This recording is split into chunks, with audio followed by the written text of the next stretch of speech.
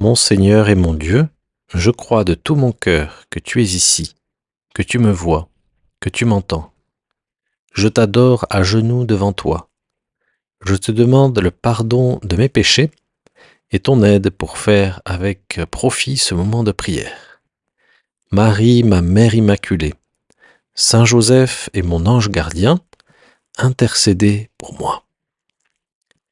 Zachée, Jéricho, Sycomore, Jésus.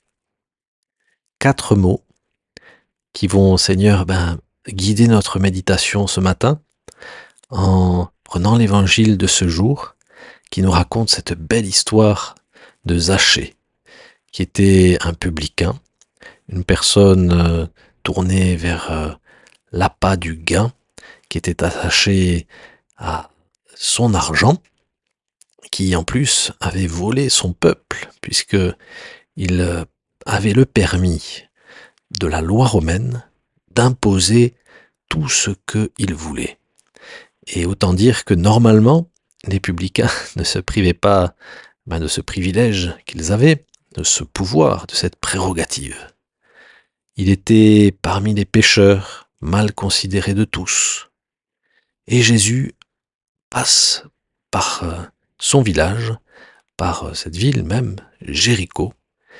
Et alors, Zachée, qui était petit de taille, nous dit l'évangile de Saint Luc, souhaite tout d'un coup voir le Seigneur. Et comme la foule lui empêche de voir le Seigneur et d'être vu par lui, il décide de monter sur ce sycomore, sur cet arbre. Et effectivement, il réussit son coup. Il courut en avant, grimpa sur un sycomore, nous dit l'Évangile, pour voir Jésus qui allait passer par là. Arrivé à cet endroit, Jésus leva les yeux et lui dit « Zachée, descends vite, aujourd'hui il faut que j'aille demeurer dans ta maison. » Ah, le cœur de Zachée à ce moment-là a dû se remplir d'une grande joie en voyant que le Seigneur faisait attention à lui. Il a été touché, il s'est senti honoré et surtout il s'est senti aimé, tout simplement. Mais revenons, Seigneur, à ces mots-clés. Jéricho, Zachée, Jésus, Sycomore. Le premier, c'est Jéricho, la ville dans laquelle se passe cet épisode, une ville chargée de symbolique. C'est une ville qui a été détruite par les trompettes quand Josué a conquis cette ville avec le peuple juif. Les murailles de Jéricho qui s'étaient effondrées symbolisent le péché, la perdition, le temps où nous étions perdus, le temps de notre ruine. Et c'est sur ces ruines que le Seigneur vient nous chercher. C'est sur ces ruines que le Seigneur vient chercher Zachée. Et cela, Seigneur, me remplit de paix et de joie intérieure, de savoir que quel que soit mon passé, quelles que soient mes erreurs, quand je me retourne sur ma vie, tu viens me rejoindre. Tu passes par Jéricho, tu passes par mon histoire, avec ses hauts et avec ses bas, avec ses réussites et avec ses échecs. Et toi, Seigneur, comme tu nous aimes, quelles que soient au fond nos actions, tu nous aimes pour ce que nous sommes et non pas tant pour ce que nous avons fait ou ce que nous avons, ou les exploits que nous avons accomplis. Tu nous aimes pour ce que nous sommes et nous sommes bien peu de choses. Nous sommes des pécheurs et ton amour est plus fort que notre péché, plus fort que notre passé, plus fort que nos échecs. Alors c'est beau de voir le Seigneur ne pas avoir peur d'aller dans Jéricho. Et il passe par là, il entre dans la ville, il a déjà une idée derrière la tête, il sait qu'il veut voir Zachée, comme il savait très bien qu'il allait rencontrer la Samaritaine au puits de Sychar. Il vient chercher ces petites brebis une par une. Et aujourd'hui, le cœur sacré du Seigneur a voulu déverser toute sa miséricorde sur ce Zachée. Il fait semblant d'être surpris, il fait semblant de le croiser par hasard, mais Jésus est Dieu. Et Jésus sait très bien que ce Zachée a besoin de sa miséricorde, de son pardon, de son amour, que ce Zachée a besoin de se sentir aimé. Le deuxième mot qui guide notre prière est tout simplement le nom de Zachée. Zachée qui, selon certaines interprétations, voudrait dire l'homme pur. Et on a l'impression que c'est une appellation pleine d'ironie. Lui, Zachée, qui vit avec les pécheurs et les pécheresses, lui qui a mauvaise réputation, on l'appelle le pur, comme pour se moquer peut-être de son impureté. En tout cas, en ce jour où il s'est laissé toucher par Jésus, il avait des dispositions d'un homme pur, c'est-à-dire d'un homme qui valorise ce qui vaut la peine d'être aimé. Un homme qui sait aimer. Peut-être qu'il avait des gros péchés sur sa conscience, mais il y a quelque chose en lui qui était plus fort que lui, sa soif d'aimer et d'être aimé.